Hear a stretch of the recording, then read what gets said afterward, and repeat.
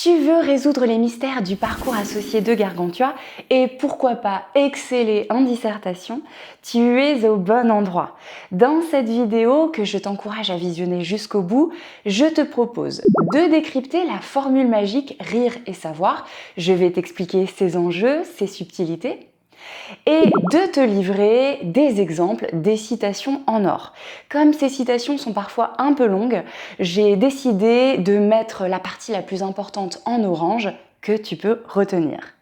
Je ne te promets pas un grand éclat de rire, mais je te donne des clés pour retenir l'essentiel et presque tout savoir. Est-ce que rire et savoir marchent ensemble? Rire d'un côté, savoir de l'autre. Pendant longtemps, l'on considère que ces deux idées sont séparées, voire opposées. Le rire est associé à la légèreté, à la superficialité, c'est-à-dire à quelque chose qui amuse, mais qui reste à la surface, qui n'est pas profond. Le sérieux, au contraire, renvoie à la réflexion, à la hauteur, à la profondeur justement. Mais François Rabelais, cet illustre humaniste, nous montre une autre voie. Pour lui, rire et savoir sont non seulement compatibles, mais ils doivent s'associer. Tu peux l'observer dès le prologue de Gargantua. Et en admettant que le sens littéral vous procure des matières assez joyeuses, ce qui fait référence au rire, à l'amusement, il ne faut pourtant pas s'y arrêter comme au chant des sirènes, mais interpréter à plus haut sens. Autrement dit, aller plus loin, réfléchir par soi-même, ce qui renvoie à la connaissance, au savoir. L'auteur illustre ensuite son point de vue en utilisant l'image de l'os à moelle. Il t'invite à briser l'os, c'est-à-dire à creuser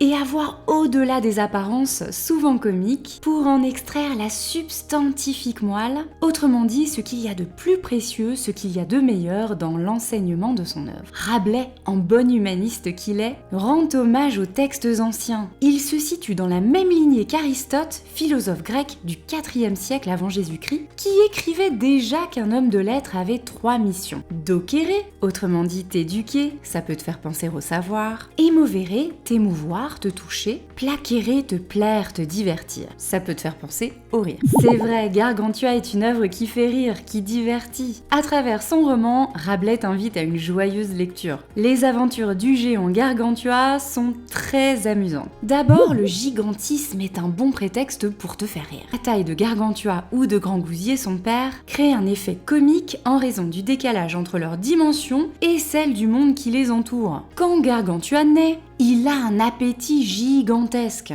Ensuite, on lui apporta pour l'allaiter 17 900 vaches de Poty et Bréhémon, car il n'y eut nul moyen de trouver dans tout le pays une nourrice capable de lui donner la grande quantité de lait qui était nécessaire pour l'alimenter. Tu as noté bien sûr la présence de figures de l'exagération, des hyperboles. Le ton héroïque comique est également là pour t'amuser. La guerre a tendance à être traitée sur le mode comique, avec la parodie de l'épopée. Autrement dit, le récit des exploits de personnages courageux. Tu seras d'accord avec moi, dans ce roman, les grossièretés ne manquent pas. J'ai inventé, répondit Gargantua, après de longues et minutieuses expériences, un moyen de me torcher le cul le plus excellent et le plus efficace qu'on ait jamais vu. Quelques pages plus tard, pour conclure, je dis et maintiens qu'il n'existe pas meilleur torche-cul qu'un oison, le petit de l'oie, au duvet abondant, à condition qu'on lui tienne bien la tête entre les jambes. Ça, c'est fait. Enfin, n'oublie pas la dimension verbale comique de ce roman, un vocabulaire haut en couleur, avec justement du vocabulaire familier, voire vulgaire. Je pense t'en avoir déjà offert un petit échantillon.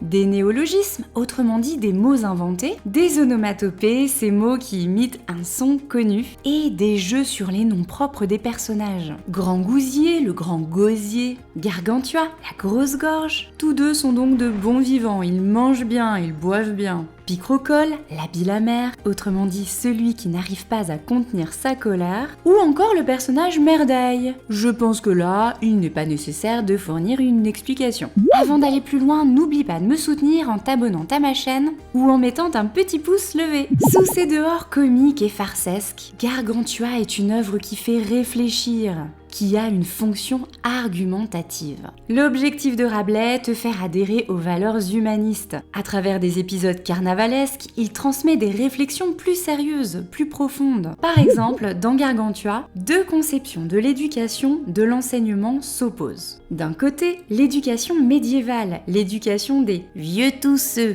que Rabelais, tu le sais sans doute, critique vivement. Ce système d'apprentissage privilégie la quantité plutôt que la qualité. Concrètement, un homme doit acquérir un immense savoir en lisant et en mémorisant de nombreux livres. Cette éducation ne permet pas de développer l'esprit critique de celui qui se forme. Enfin, elle se concentre uniquement sur l'esprit et délaisse le corps. Elle est incarnée par deux personnages, Tubal Holoferne et Joblin Bridé. Elle est ensuite symbolisée par un objet, l'imposant et le très lourd écritoire de Gargantua, un coffre qui contient ce qu'il faut pour écrire. On lui recommanda à Grangousier, le père de Gargantua, un grand sophiste nommé Maître Tubal Holoferne, qui lui apprit si bien son alphabet qu'il, Gargantua, le récitait par cœur et à l'envers. Cela l'occupa 5 ans et 3 mois. Au contraire, Rabelais fait l'éloge de l'éducation humaniste. Elle offre un apprentissage global et varie les plaisirs. Les matières étudiées sont intellectuelles, artistiques, artisanales ou physiques. Cette éducation permet de développer l'esprit critique.